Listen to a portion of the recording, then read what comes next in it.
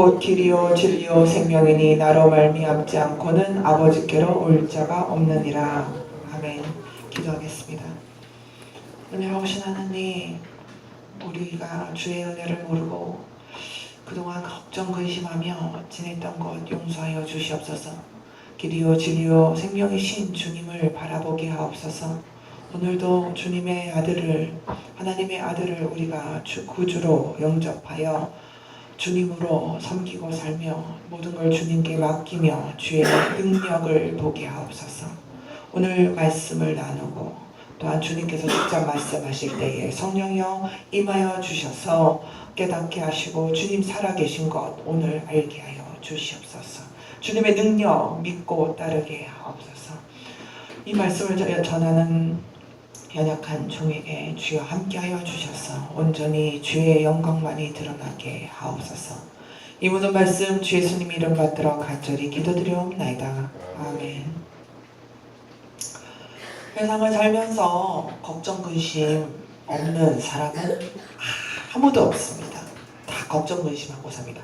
와, 저 사람 먹고 사네? 걱정 근심 하나도 없나 보다. 아니요, 속 사정을 알면 속이 문드러지고 까지고 너무나도 힘듭니다. 와, 저 사람, 야, 저렇게 조건도 좋고 돈도 있고 직장도 좋고 다 있는데 야, 저 사람 너무 좋나 보다. 아니요, 막상 들어가 보면 그 집 아내는 뭐라고 하면 네가 데리고 살아보라고 합니다. 야. 그런데 걱정 근심 없이 사는 사람들은 많은데 가장 중요한 건 뭐냐면 그 걱정 근심에 눌려 사는가, 그 걱정 근심 때문에 막 휘둘려서 지배당하고 사는가 아닌가가 가장 중요하다는 얘기입니다. 지배당하지 않고 평안을 누리며 사는 사람들이 있는데 그 사람들이 바로 누구냐?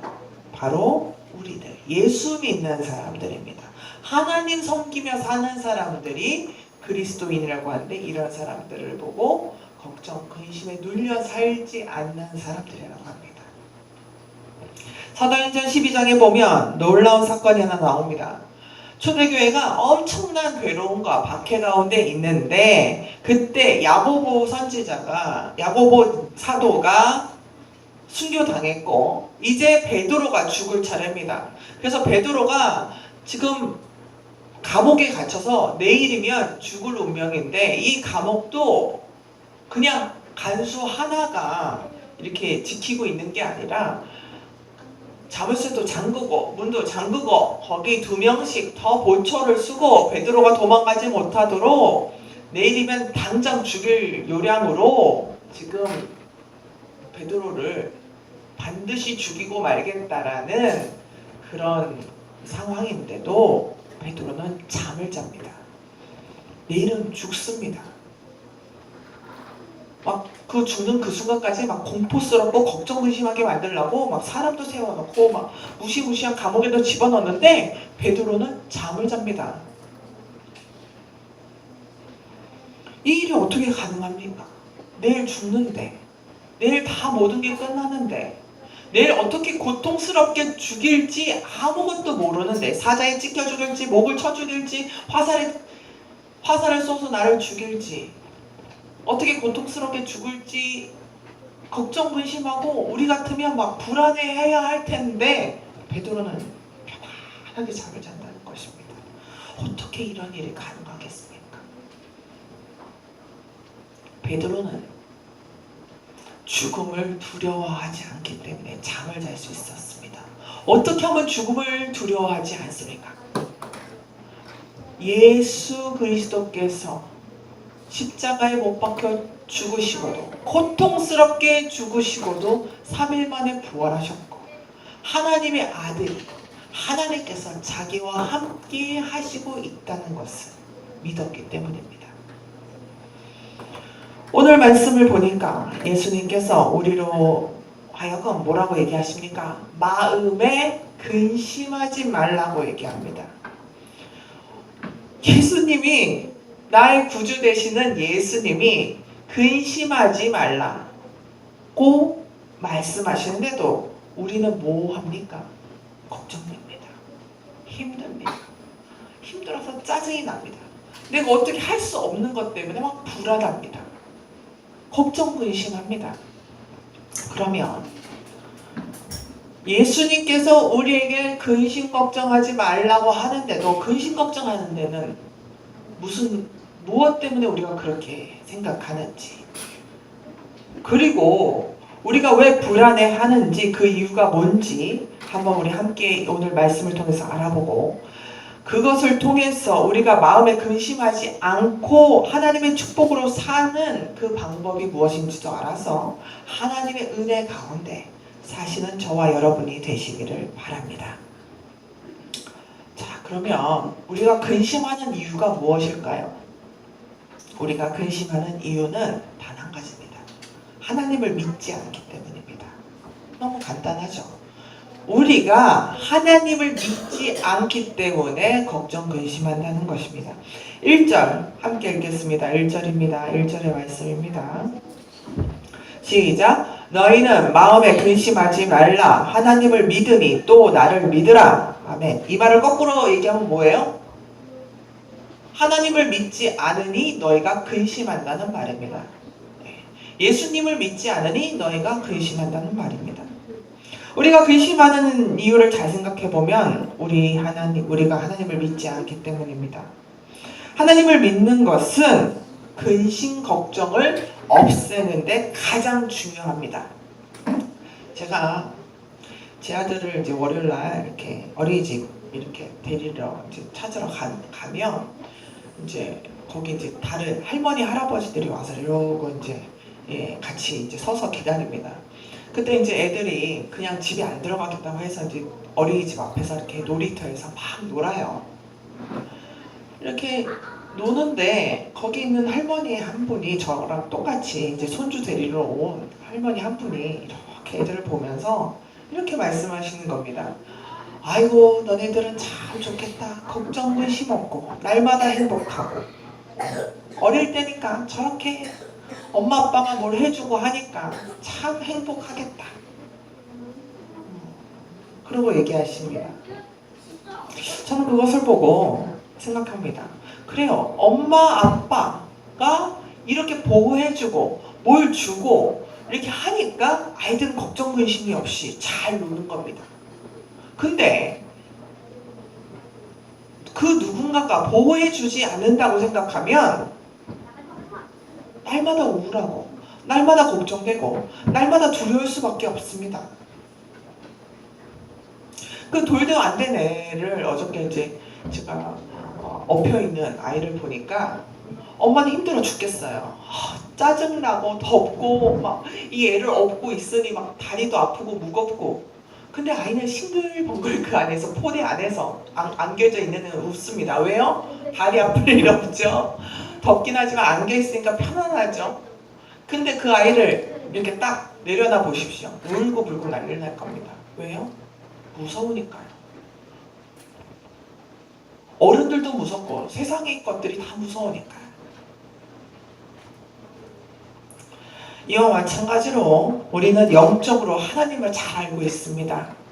그러나 영적으로 하나님과 떨어지면 불안하고 위험하다는 것도 우리 동시에 잘 알고 있어요. 그런데 우리는 불안해하지 하나님 앞으로 다시 돌아가지 않습니다. 하나님 앞으로 갈 그 엄두는 내지 않습니다. 그런 생각조차도 마음에 품고 있지 않습니다. 그럼 결국 우리는 어떨 때 간절히 하나님께 나와서 부르짖고 기도합니까? 하나님의 품을 떠나 있으면 그때 돌아갑니다. 하나님께서 나를 돌봐주시지 않고 있다고 생각할 때, 날 도와주지 않아 라고 생각할 때 하나님께 나가서 얘기합니다. 그렇습니다. 내게 근심 걱정이 생기고 전전긍긍하고 불안해할 때 하나님께서 나를 좀 도와달라고 그때 나와서 하나님을 찾는 것입니다. 그렇기 때문에 우리는 늘 생각합니다. 하나님 정말 너무하는 거 아니야.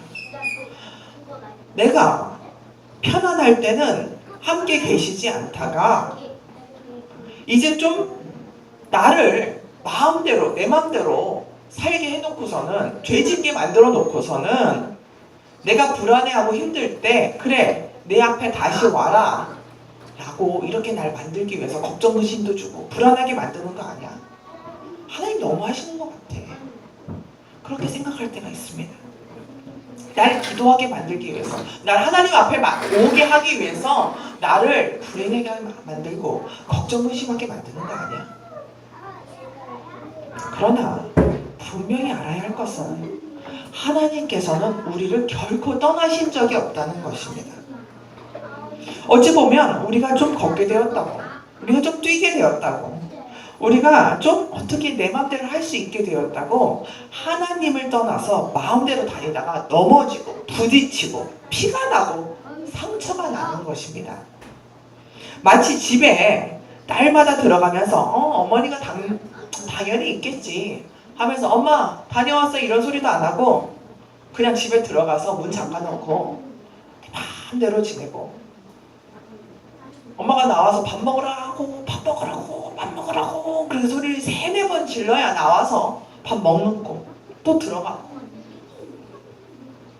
이렇게 너무 당연하게 지내다가 어느 날 엄마가 어디 갔지? 빨래도 쌓이고 먹을 것도 준비 안 돼 있고 나 오면은 불도 꺼져 있고 이상하다. 왜 안 그러지? 왜 날 돌봐주지 않지? 하는 10대 청소년처럼 우리도 날마다 하나님에 대해서 하나님을 그렇게 대하고 있다는 것입니다. 또 우리가 하루하루 살면서 생각해 보십시오. 하루 아침에 일어날 때, 또 잠들 때 하나님을 한 번이라도, 주님을 한 번이라도 찾은 적이 있는지 생각해 보십시오. 아나스타샤가 있긴 한데 저는 아나스타샤만 그런 줄 알았더니 저번에 한번 버스를 탔거든요. 저는 둘이 남남인 줄 알았어요.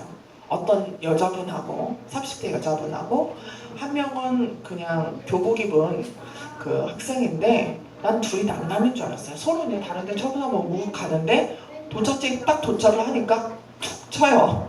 그 옆에 있는 학생을. 그래서 놀래갖고 이렇게 쳐다봤더니 가자 그랬더니 가요.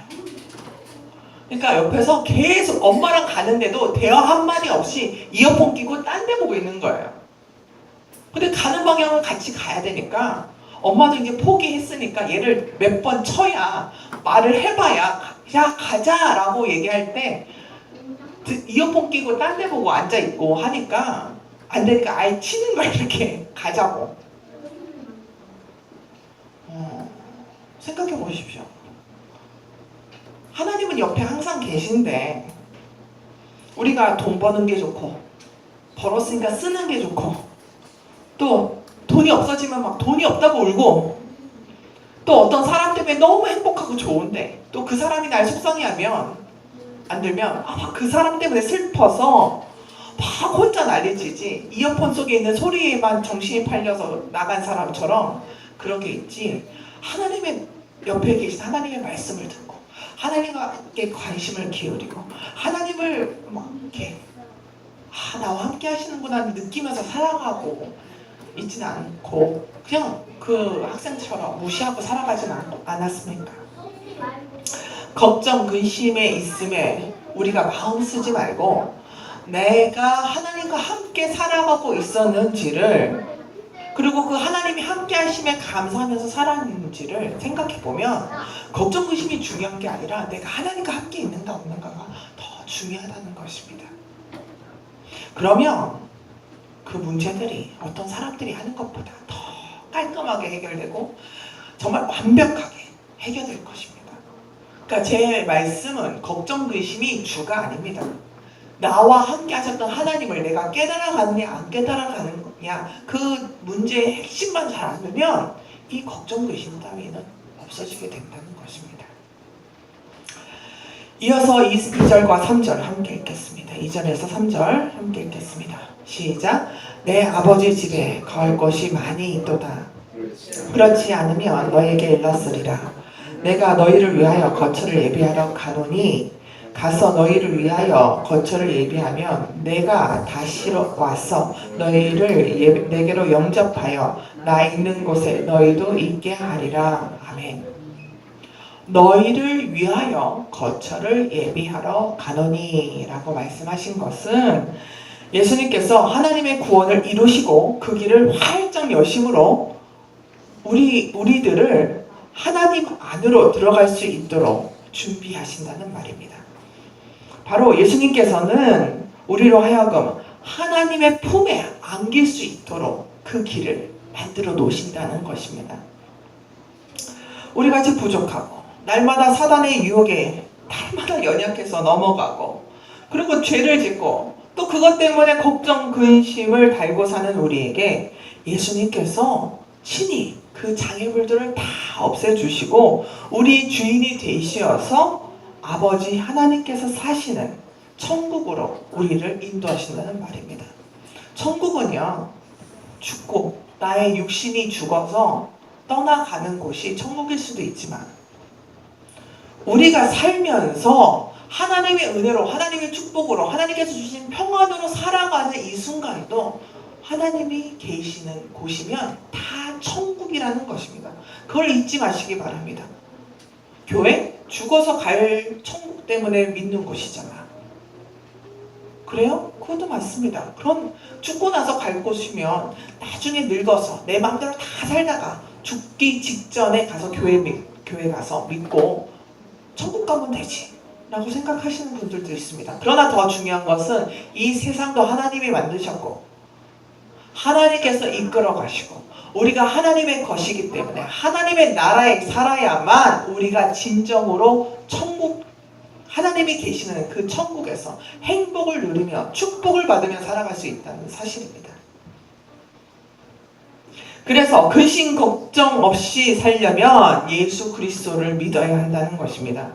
우리는 인생의 길이라는 길을 걸어가고 있습니다. 어떠한 길을 제대로 가야 제대로 가는 길인지 아무도 모릅니다. 부모도 모릅니다. 좀 더 산 사람이 얘기해 줘봤자 그 사람에게 그 길이 좋은지 안 좋은지는 하나님께서만 아시고 주 예수 그리스도께서만이 정확히 아신다는 사실입니다. 그래서 도마도 세상 사람들 하는 생각처럼 예수님께 이렇게 물어봅니다. 5절의 말씀입니다. 시작. 도마가 이르되 주여 주께서 어디로 가시는지 우리가 알지 못하거늘 그 길을 어찌 알겠사옵나이까. 아멘. 도마의 생각과 우리의 생각이 다르지 않습니다. 우리도 어디로 가야 하는지 모르고 있습니다. 그때 주님께서 말씀해 주십니다. 6절입니다. 함께 읽겠습니다. 시작. 예수께서 이르시되 내가 곧 길이요 진리요 생명이니 나로 말미암지 않고는 아버지께로 올 자가 없었느니라. 아멘. 우리가 예수님만 잘 쫓아가면 길을 잃지 않을 수 있음을 우리가 알아야 합니다. 예수님을 쫓아가면 근심 걱정하지 않아도 됩니다. 어떤 탐험가가 아프리카 정글에 이렇게 탐험하고 있었습니다. 혼자는 못 가니까 거기 현지인을 한 명 데리고 간 거예요. 근데 이 정글이 얼마나 숲이 우거졌는지 길이라는 게 없습니다. 그러니까 이 탐험가가 막 불안해진 거예요. 와, 이쪽으로 가도 똑같은 야자수 나무, 저쪽으로 가도 똑같은 나무. 여기 있었던 원숭이 저쪽에서 본 것 같고. 와, 어떻게 집으로 가야 될지, 어떻게 빠져나갈지 정말 암담하고 막 걱정이 되는 겁니다. 그런데 옆에 있는 현지인은요, 그 아프리카 사람은 걱정을 안 하는 거예요. 허리 막 울창하고 막 이 길 저 길 다 똑같아 보이는 그 길이 집으로 돌아갈 수 없다는 그 막 불안감이 있는데도 이 아프리카 사람은 걱정이 없는 겁니다. 그래서 물어봤습니다. 아니 어떻게 이런 상황인데 불안해하지도 않고 걱정도 안 합니까? 그때 그 아프리카 사람이 칼 하나를 쭉 빼면서 이렇게 얘기합니다. 내가 바로 길이에요.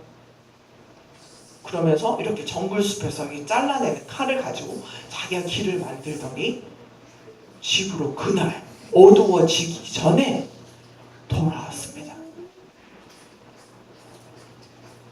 큰 칼로 길을 만들며 앞으로 나아가는 아프리카 사람. 길이 없습니다. 그러나 길을 만들어내어서 자기 집으로 돌아옵니다. 예수님께서 바로 우리의 길이십니다. 아멘. 우리는 종종 세상에서 길을 잃어버리고 근심하고 불안할 때가 있습니다. 세상에서 하는 방식대로 살아야 하는데 그러지 못할 때 너무 힘듭니다. 누구는 지금 땅을 사야 돈을 번다고 하고, 누구는 펀드나 주식에 넣어야 돈이 된다고 합니다. 누구는 시골에 사는 것보다 도시에 살아야 미래가 있다고 얘기합니다. 누구는 평화로운 시골에서 살아야 스트레스 안 받고 오래오래 평안하게 살 수 있다고 얘기합니다. 그래서 사람들은 많은 이야기들 가운데 근심하고 어떻게 살아야 망하지 않게 사는가 늘 고민합니다. 그러나 여러분, 분명한 것은 그것은 길이 아닙니다. 진정한 길은 오직 예수 그리스도 한 분뿐이십니다.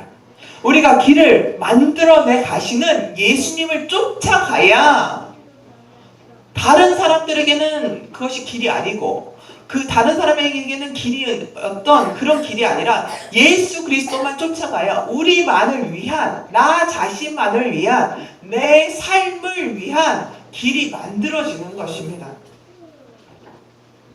그래서 우리는 그 길을 만들어내시는 예수님만 졸졸 잘 따라가면 결코 혼란스럽고 고민되고 걱정, 근심될 일이 없어지는 것입니다.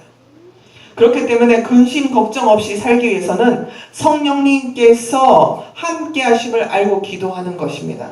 오늘 본문에 제자들이 근심하는 이유가 잘 생각해 보면 걱정 근심할 만합니다.